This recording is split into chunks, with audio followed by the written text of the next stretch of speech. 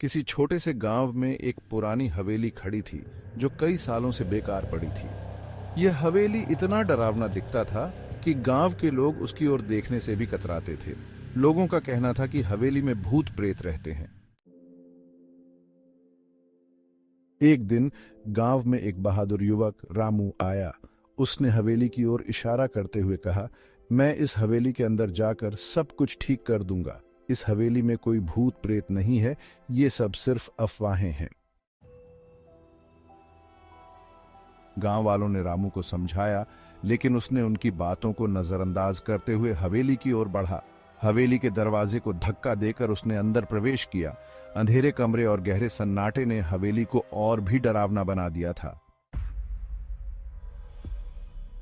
रामू ने हवेली के अंदर कई कमरों में घूमते हुए कोई भी असामान्य चीज देखने की कोशिश की। अचानक एक कमरे में उसने पुरानी तस्वीरें देखीं, जिनमें एक ही महिला की तस्वीरें थीं। उसकी आंखों में एक अजीब सी चमक थी, जैसे वो सीधे देख रही हो। तभी अचानक हवेली में ठंडी हवा बहने लगी और कमरों में अजीब अजीब आवाजें सुनाई देने लगी। रामू ने सोचा कि यह सब उसकी कल्पना का हिस्सा हो सकता है, लेकिन जैसे ही उसने एक कमरे में प्रवेश किया, वहां एक पुराना दर्पण देखा। दर्पण में एक महिला का साया साफ साफ दिखाई दे रहा था। उसकी आंखें लाल लाल और खौफनाक थीं। रामू ने दर्पण को छूने की कोशिश की। तभी अचानक दर्पण का शीशा छटक गया और महिला का साया चिल्लाते हुए उसके सामने आ गया।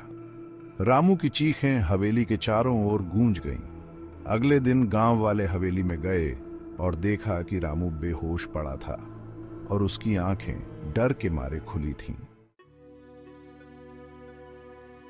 रामू को गांव वालों ने होश में लाने की कोशिश की, लेकिन उसने कभी भी हवेली के बारे में कुछ नहीं कहा। गांव वालों ने उस हवेली को और भी डरावना मान लिया और वह हवेली फिर से वीरान हो गई। लोगों का कहना है कि हवेली में आज भी उस महिला का भूत रहता है और वह किसी को भी अपनी ओर आकर्षित करने के लिए इंतजार करती रहती है।